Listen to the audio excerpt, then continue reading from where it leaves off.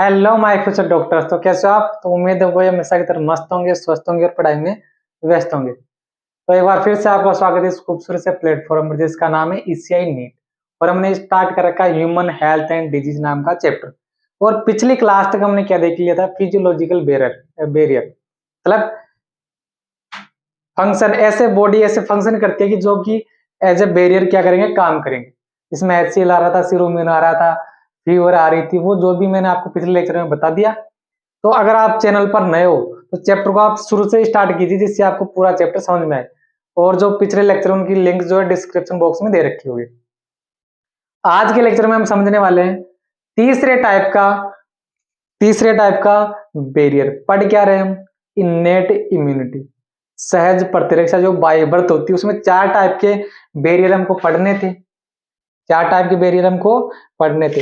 Innate immunity का एक और नाम था नेचुरल इम्यूनिटी।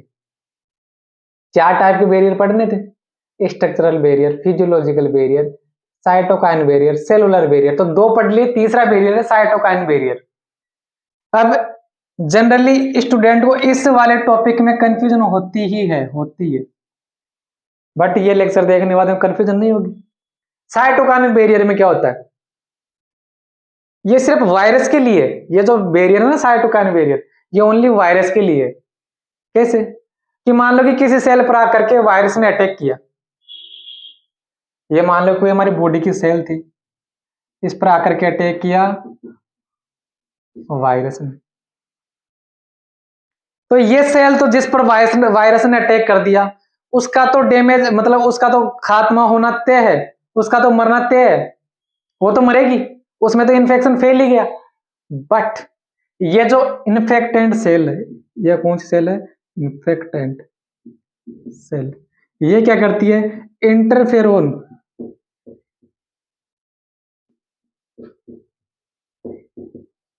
का क्या करती है? सिक्रेशन।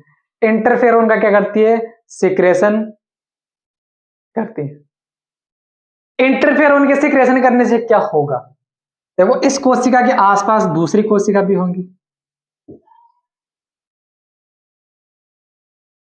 तो ये इंटरफेरोन जाकर के सिग्नल देगा इन आसपास की कोशिकाओं को। अरे किस बात का सिग्नल देगा? कि इंटरफेरोन बोल रहा है कि आपके जो पास वाली कोशिका है उसमें वायरस ने अटैक कर दिया है और वो वायरस आप पर भी अटैक करने के लिए आने वाला है, तो आप हो जाओ अलर्ट। तो ये जो इंटरफेरोन है वो क्या कर रहा है? आसपास की जो कोशिका है ना उनको अलर्ट कर रहा है इन्फेक्शन से बचने के लिए। तो इन्फेक्शन से बचने के लिए अलर्ट कैसे करेगा? देखो, वायरस जो है वो अपना इन्फेक्शन कैसे फैलाएगा? वो कुछ ना कुछ प्रोटीन बनाएगा और वो प्रोटीन फिर क्या करेगी? इन्फेक्शन फैलाएगी सेल्स के अंदर। ऐसे ही तो होगा। वायरस क्या करेगा? अपनी कुछ ना कुछ प्रोटीन बनाएगा और उस प्रोटीन की वजह से फिर क्या होगा? सेल्स में इन्फेक्शन होगा। मतलब ट्रांसलेशन करेगा वायरस। ट्रांसलेशन के द्वारा ही तो प्रोटीन बनती है।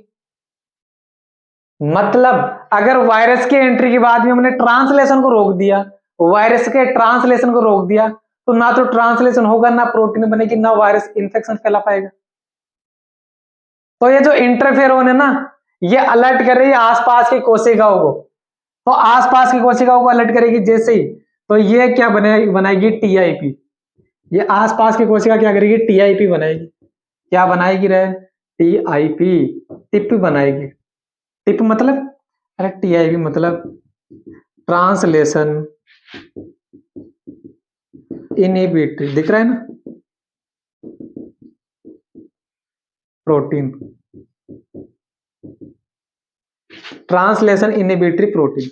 मतलब अरे ऐसी प्रोटीन जो ट्रांसलेशन को इनहिबिट करेगी, मतलब ट्रांसलेशन होने से या प्रोटीन के निर्माण को रोकेगी। किसके ट्रांसलेशन को रोकेगी?